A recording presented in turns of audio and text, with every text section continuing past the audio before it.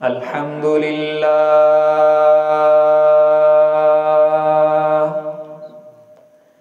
الحمد لله الذي حمدا كثيرا كما أمر ونشهد أن لا إله إلا الله وحده لا شريك له في الخلق والأمر ونشهد أن سيدنا وسندنا ومولانا محمدًا عبده ورسوله المبعوث إلى الأسود والأحمر لتتميم مكارم الأخلاق لا يخلق نبي ولا رسول بعده ولا أمة بعد أمته ولا رسالة بعد رسالته ولا كتاب بعد كتابه وصلى الله تعالى عليه وعلى آله وأصحابه الذين هم خلاصة العرب العرباء وخير الخلائق بعد الأنبياء وهم كالنجوم في السماء للاقتداء والاهتداء وهم مفاتيح الرحمة ومصابيح الغرر أما بعد فأعوذ بالله من الشيطان الرجيم بسم الله الرحمن الرحيم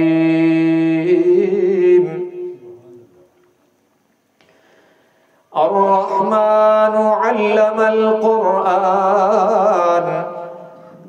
خلق الإنسان علمه البيان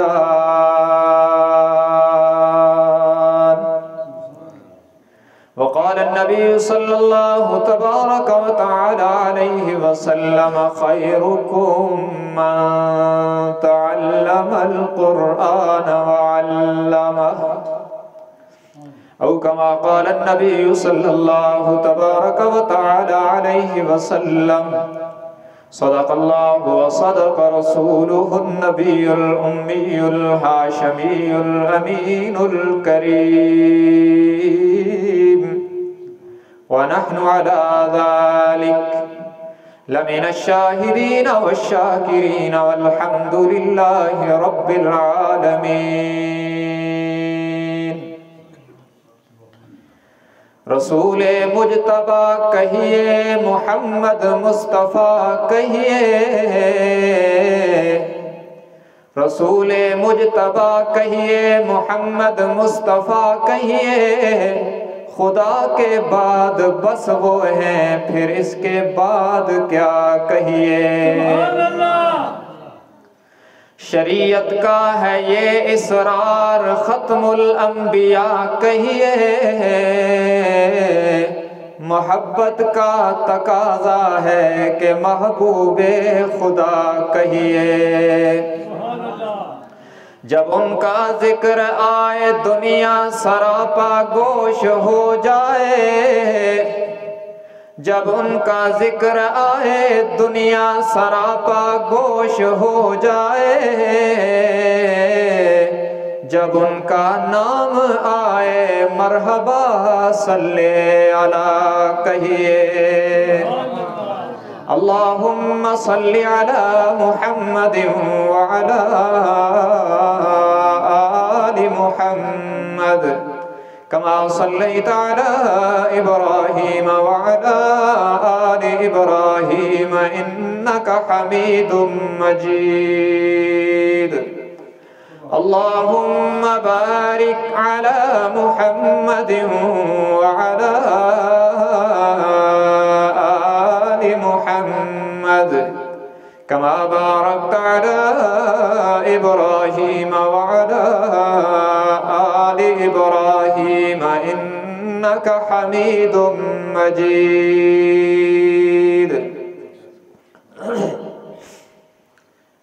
حاضرین گرامی قدر، محترم بزرگوں، عزیز نوجوان ساتھیوں،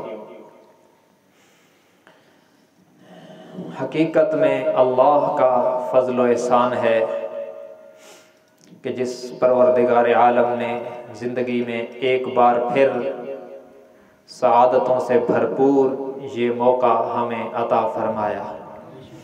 سب کہہ دیں الحمدللہ. اللہ تبارک و تعالی سعادتوں کے یہ موقع زندگی میں ہم میں سے ہر ایک کو بار بار نصیب فرمائے اور ان کے ثمرات اور برکتیں دنیا میں بھی اور موت کے بعد بھی نصیب فرمائے. قرآن کریم کی عظمت پر گفتگو کرنے کے لیے بہت سے پہلو ہیں. آج ہی میرے ذہن میں یہ بات آئی کہ سورۃ الرحمن کی پہلی 2 آیات پر مختصر سی گفتگو کر لی جائے. سورہ الرحمن وہ ہے جو قرآن کی زینت ہے، عروس القرآن اسے کہا جاتا ہے. سورۃ الرحمن قرآن کی زینت ہے. اور اس کے شروع میں اللہ تبارک و تعالی نے ایک اعلان کیا اور پھر پوری سورت میں اسی اعلان پر دلائل دیے ہیں. جیسے دنیا کا دستور ہے نا، بندہ ایک بات کرتا ہے کہ یہ بات یوں ہے، پھر کہتا ہے اس پر یہ بھی دلیل ہے، یہ بھی دلیل ہے، یہ بھی دلیل ہے، یہ بھی دلیل ہے. تو اسی انداز میں اللہ تبارک و تعالی نے شروع میں ایک اعلان کیا اور پھر پوری صورت میں اس پر دلائل کی بارش کر دی. خوب دلائل دیے. ظاہر ہے جب رب دلائل دے تو کیا ہی بات ہے. پہلا اعلان کیا پہلے لفظ میں. وہ پہلا لفظ کیا ہے؟ الرحمن. الرحمن اس میں اعلان کیا. میں بالکل عوامی انداز میں آپ کو سمجھانے کی کوشش کروں گا. سورہ رحمان پہلے لفظ میں اللہ نے یہ اعلان کیا کہ میں بندوں پر بہت مہربان ہوں. میری رحمت کا سمندر ٹھاٹھے مار رہا ہے. میری رحمتوں کی بارشیں ہر وقت میرے بندوں پر چھم چھم برس رہی ہیں. میں مہربان ہوں. اپنے بندوں سے مجھے محبت ہے، پیار ہے، اور پیار بھی نارمل نہیں، از حد پیار ہے. اور اے بندو تمہاری زندگی میں ہر ہر لمحے پر میرے اس پیار کا اظہار ہے. کہہ دیں سبحان اللہ. اللہ خود اعلان فرما رہے ہیں کہ میں بندوں پر بے حد مہربان. مجھے اپنے بندوں سے، انسانوں سے بہت زیادہ پیار ہے. اس کی دلیل کیا ہے؟ بہت سارے دلائل دی. پہلی دلیل دی میں اسی پہ بات کروں گا. ہر ایک دلیل پہ بات کریں تو بہت لمبی بات ہے. یوٹیوب پر میرے سورہ رحمان کے درس اپلوڈ ہیں بہت سارے. ذوق رکھنے والے ساتھی وہاں دیکھ سکتے ہیں.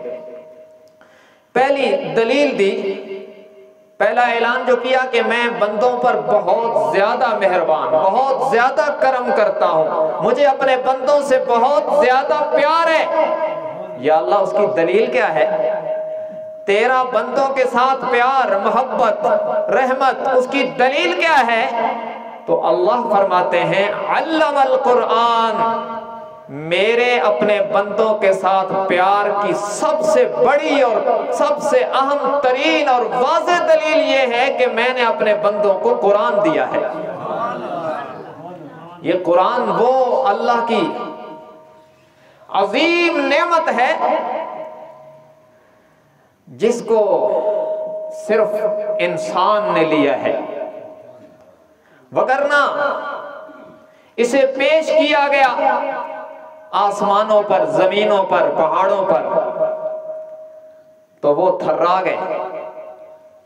انہوں نے معذرت کی. اور میں اپنی طرف سے نہیں کہہ رہا، قرآن کریم خود بتلا رہا ہے. سورہ احزاب کی آخری آیات ہیں. فرمایا اِنَّا عَرَضْنَا الْأَمَانَةَ عَلَى السَّمَاوَاتِ وَالْأَرْضِ وَالْجِبَالِ فَأَبَيْنَ أَن يَحْمِلْنَهَا وَأَشْفَقْنَ مِنْهَا وَحَمَلَهَا الْإِنسَانُ.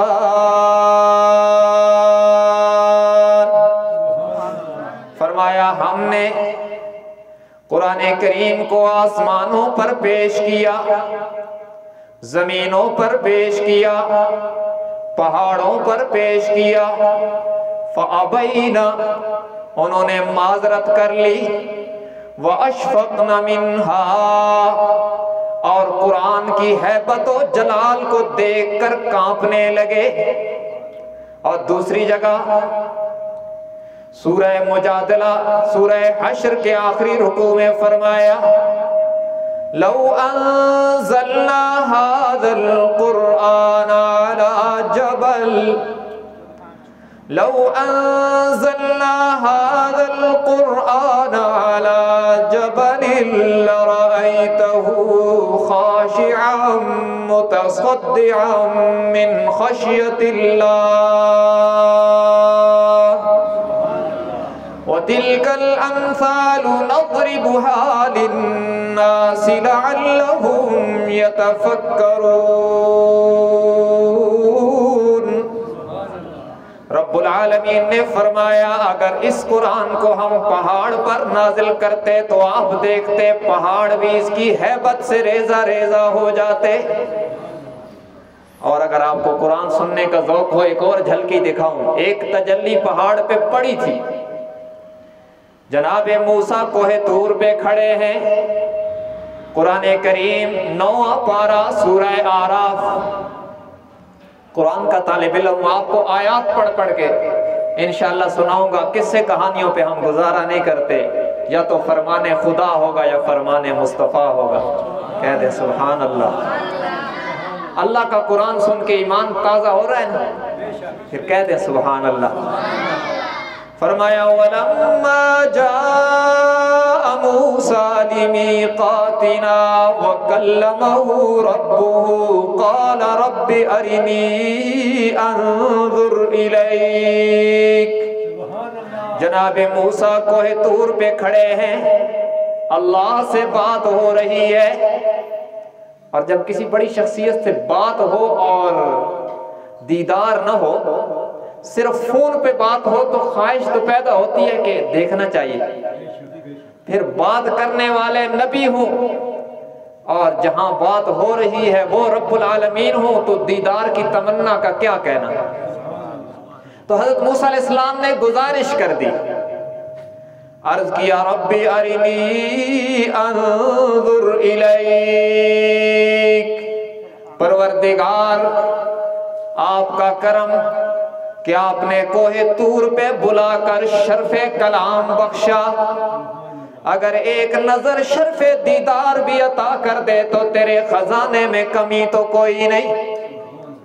فرمایا لن ترانی، میرے کلیم تیری آنکھوں میں وہ طاقت نہیں جو میرے جلال کو دیکھ سکے. پیغمبر کے دل میں خیال آیا آخر کلیم ہے، نبی ہے، اتنا جلال، اور رب تو دل جانتا ہے. اللہ نے فوراً خیال کا جواب دیا.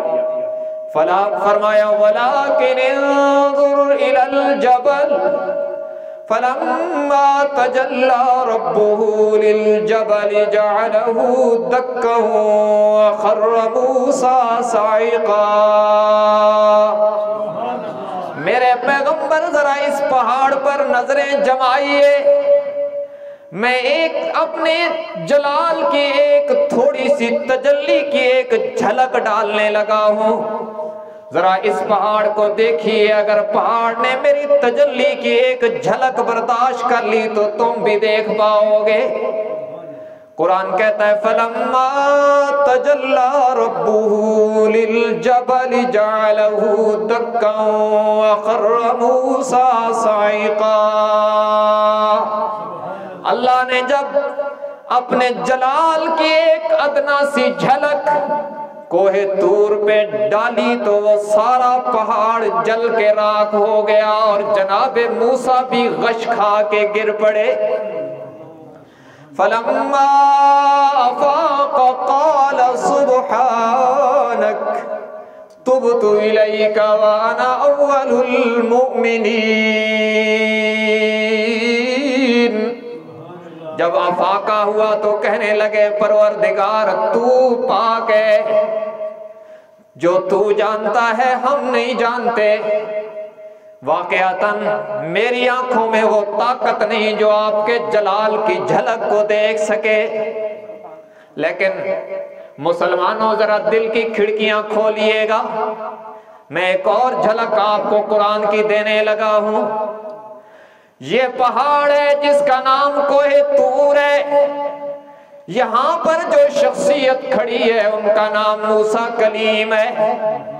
دیدار کی تمنا کی، ادھر سے جلال کی ایک جھلک آئی تو پہاڑ ریزہ ریزہ ہو گیا. لیکن یہ کوہ طور ہے.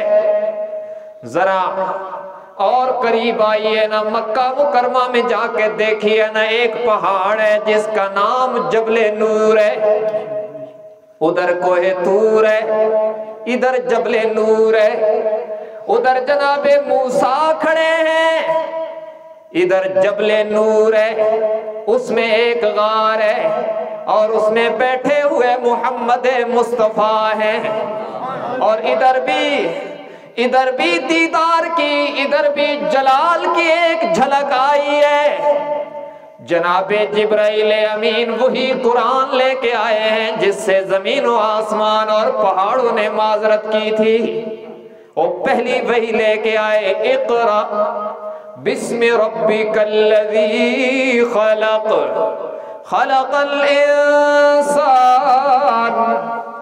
خلق الانسان من علق اقرأ وربك الأكرم الذي علم بالقلم علم الإنسان ما لم يعلم. یہ پوری 5 آیات آ گئی، مگر نہ پہاڑ ریزہ ریزہ ہوا ہے، نہ جبل نور ریزہ ریزہ ہوا، نہ ریزہ ریزہ جبل نور ہے، نہ غشی طاری ہوئی حضور پر، بلکہ دونوں سلامت رہے.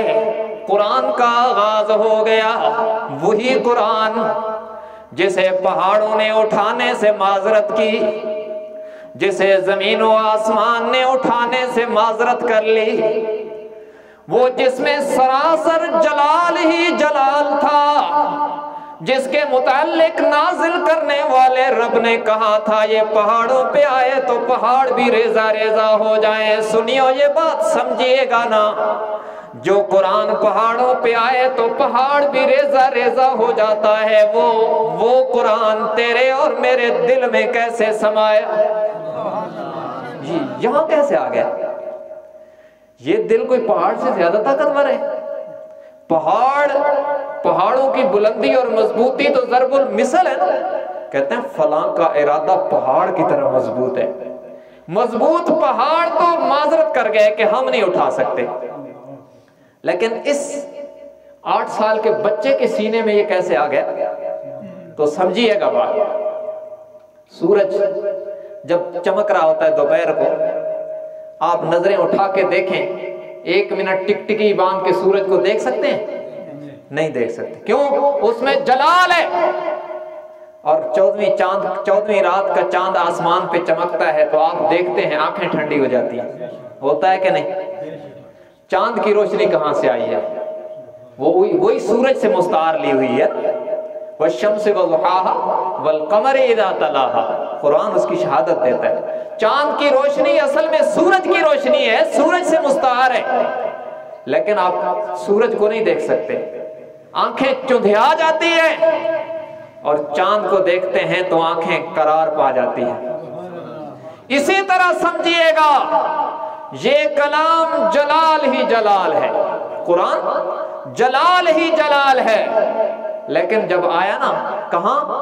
قرآن سنو، سورہ شعراء 19واں پارہ سورہ شعراء فرمایا وَإِنَّهُ لَتَنزِيلُ رَبِّ الْعَالَمِينَ نزل به الروح الأمين على قلبك لتكون من المنذرين بلسان عربي مبين.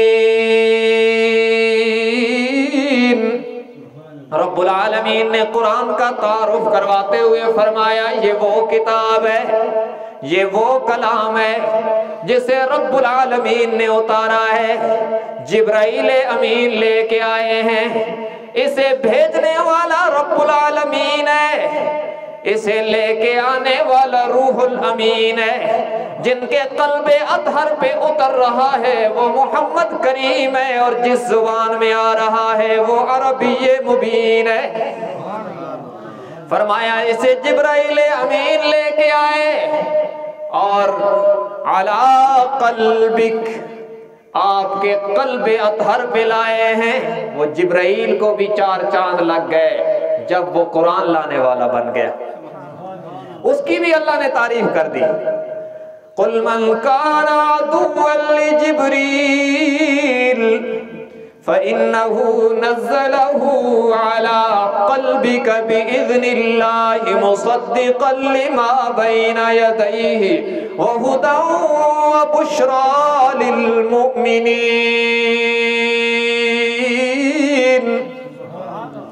قرآن سن کے جنہیں قرار نہ آئے میں ان سے تو بات نہیں کرتا، جنہیں قرآن سن کے سکون ملے وہ کہہ دے سبحان اللہ.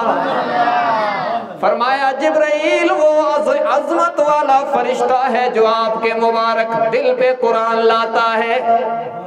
اب سمجھئے گا یہ وہ قرآن جسے اٹھانے سے پہاڑوں نے معذرت کی، زمین نے آسمان نے معذرت کر لی، وہ آج میرے اور تیرے 8 سال کے بچے نے کیسے اٹھا لیا، وہ 80 سال کے بوڑھوں کے سینوں میں کیسے سما گیا، وہ ایک معذور جس نے دنیا کی کوئی چیز نہیں دیکھی ہے نہ دیکھنے والے بندے کے سینے میں کیسے اتر آیا ہے.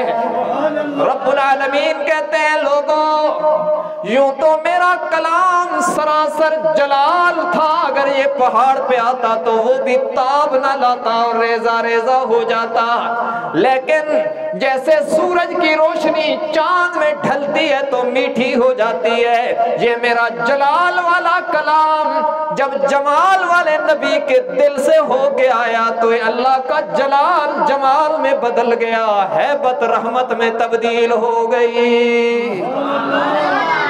یہ اب جب قلب محمد سے ہو کے آیا ہے نا، اب جمال بن گیا، اب رحمت بن گئی، اب یہ سینوں میں سمایا. تو رب العالمین نے فرمایا الرحمن علم القرآن. لوگوں میں اپنے بندوں پہ بہت مہربان ہوں، اور اس کی دلیل یہ ہے، میرے اپنے بندوں کے ساتھ پیار کی دلیل، میرے اپنے بندوں کے ساتھ محبت کرنے کی سب سے پہلی دلیل یہ ہے کہ انسانوں ذرا سوچو نا، میں نے تمہیں اپنا قرآن دیا ہے. یہ اللہ کی سب سے بڑی نعمت. کیوں؟ یہی وہ کلام ہے جو آیا تو انسانوں کو انسانیت مل گئی. وہ پہلے کہاں تھے؟ کنتم علی شفا حفرۃ من النار،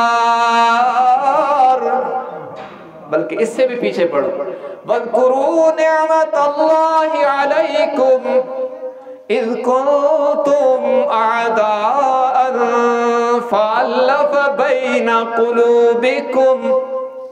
رب العالمین فرماتے ہیں اپنے اوپر ہونے والی میری اس نعمت کو یاد کرو نا، اپنی اس حالت کو کبھی یاد کرو نا جب تم ایک دوسرے کے خون کے پیاسے تھے. فَأَلَّفَ بَيْنَ قُلُوبِكُمْ، کس نے نفرتوں کو محبتوں میں بدل ڈالا؟ کس نے خون کے پیاسوں کو بھائی بھائی بنا ڈالا؟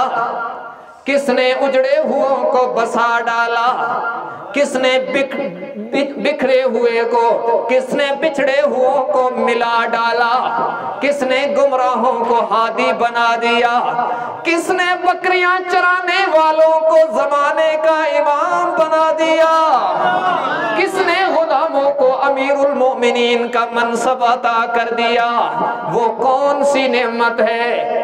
جس عمر کو کبھی اونٹ چرانا نہیں آتے تھے، وہ سے کون سی نعمت عطا ہوئی کہ وہ درہ مارتا ہے تو زلزلے تھم جاتے ہیں؟ فرمایا اِن کنتم اعداء فألف بین قلوبکم، یہ تمہارے ٹوٹے دلوں کو جوڑنے والی نعمت قرآن ہے۔ اللہ کرے ہمارے دل بھی جڑ جائیں، ہم قرآن سے جڑیں گے تو ہمارے بھی ٹوٹے دل جڑ جائیں گے۔ وہ معاشرہ جو کبھی پانی پلانے پہ لڑتا تھا، جب قرآن ان کے دلوں میں آیا تو اب پانی ایک دوسرے کو پلانے کے شوق میں مر جاتے ہیں، مگر ایک دوسرے کی پیاس گوارا نہیں کرتے۔ فرمایا فَأَلَّفَ بَيْنَ قُلُوبِكُمْ، کس نے دلوں کو جوڑا؟ فَأَصْبَحْتُمْ بِنِعْمَتِهِ إِخْوَانًا، رب کہتا ہے میں نے اپنی نعمت قرآن دے کر دشمنوں کو بھائی بھائی بنا ڈالا۔ بلکہ یہاں میرا ذوق مجھے مجبور کرتا ہے کہ یہ جملہ کہوں، یہ قرآن ہی وہ نعمت ہے جو آیا تو اللہ نے ڈاکے ڈالنے والوں کو محافظ بنا ڈالا۔ یہ قرآن ہی وہ نعمت ہے جس کے آنے کی برکت سے بد کرداروں کو روشن کردار عطا ہوا۔ یہ قرآن ہی وہ نعمت ہے جس کے آنے کی برکت سے ظالم انصاف کرنے والے بن گئے۔ یہ قرآن ہی وہ نعمت ہے جس کے آنے کی برکت سے یتیموں کے آنسو صاف کر لیے گئے۔ یہ قرآن ہی وہ نعمت ہے جس کے آنے سے مظلوموں کو انصاف ملا ہے۔ ہاں یہ قرآن ہی وہ نعمت ہے جس نے کار مذلت میں پڑے ہوئے انسانوں کو اوج ثریا پہ پہنچایا، جس نے پستی میں پڑے ہوئے لوگوں کو بلندیاں عطا کی۔ ہاں یہ قرآن ہی وہ نعمت ہے جس کی برکت سے ابو قحافہ کا بیٹا ابو بکر صدیق اکبر بنا ہے۔ یہ قرآن ہی وہ نعمت ہے جس کی برکت سے خطاب کا بیٹا عمر فاروق اعظم بنا ہے۔ یہ قرآن ہی وہ نعمت ہے جس کی برکت سے عفان کا بیٹا عثمان ذو النورین بنا ہے۔ یہ قرآن ہی وہ نعمت ہے جس کی برکت سے ابو طالب کا بیٹا علی فاتح خیبر بن گیا۔ یہ قرآن ہی وہ نعمت ہے جس کی برکت سے ابو سفیان کا بیٹا معاویہ مدبر اسلام بن گیا۔ یہ قرآن ہی وہ نعمت ہے جس کی برکت سے مسعود کا بیٹا عبداللہ فقیہ اعظم بن گیا۔ یہ قرآن ہی وہ نعمت ہے جس کی برکت سے عباس کا بیٹا عبداللہ مفسر قرآن بن گیا۔ یہ قرآن ہی وہ نعمت ہے جس کی برکت سے ابو عبیدہ امیر الامت بن گیا۔ یہ قرآن ہی وہ نعمت ہے جس کی برکت سے حبشے کا کالا بلال اتنا با کمال ہو گیا، مکے کی گلیوں میں چلتا ہے، قدموں کی آہٹ جنت میں سنائی دیتی ہے۔ فرمایا وَكُنْتُمْ عَلَى شَفَا حُفْرَةٍ مِّنَ النَّارِ، وہ جو جہنم کے کنارے کھڑے تھے، فَأَنْقَذَكُمْ مِنْهَا، کس نے انہیں وہاں سے کھینچا اور اتنا اعلیٰ بنا دیا کہ ساری دنیا جنت کو تلاش کرتی ہے، جنت میرے نبی کے غلاموں کو تلاش کرتی ہے۔ یہ بلندیاں کہاں سے ملی ہے؟ یہ بلندیاں وہی سے ملی ہیں جو رب کہتا ہے الرحمن علم القرآن، میرے رحمان ہونے کی ایک دلیل یہ ہے کہ میں نے تمہیں قرآن دیا۔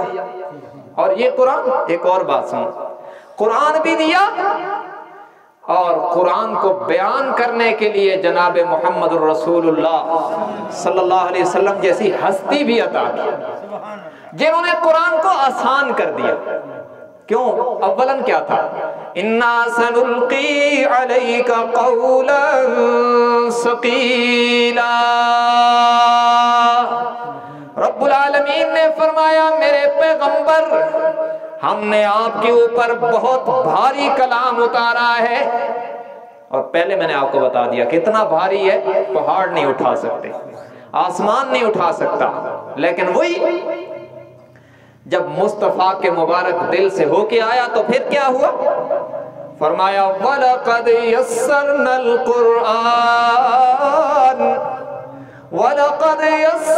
الْقُرْآنَ لِلذِّكْرِ فَهَلْ مِن مُدَّكِرٍ۔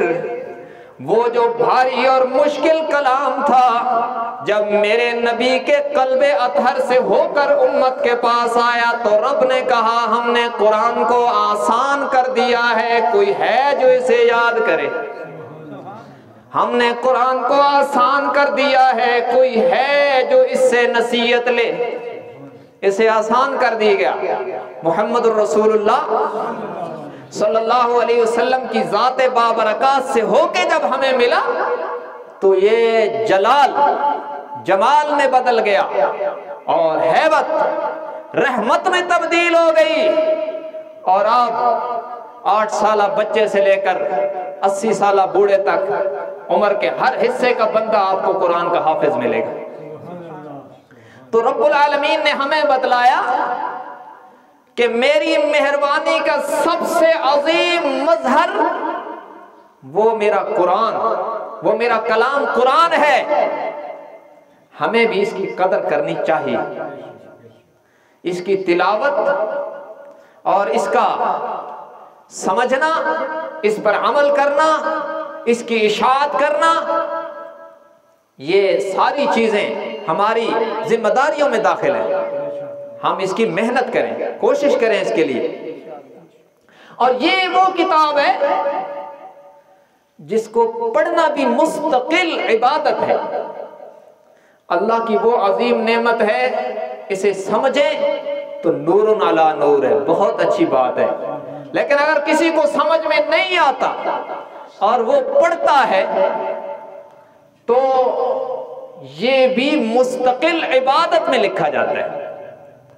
ایک ایک لفظ پہ 10 نیکیاں ملتی ہیں، اللہ کے نبی نے فرما دیا۔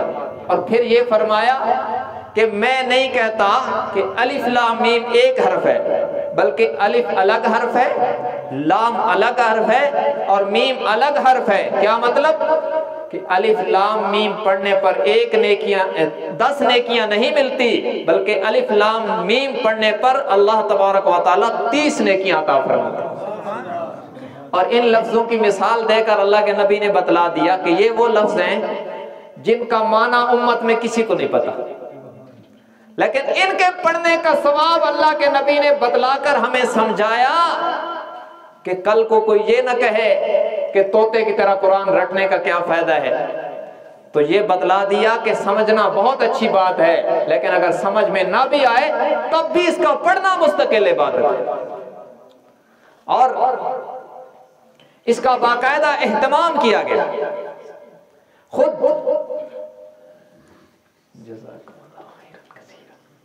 مرحبا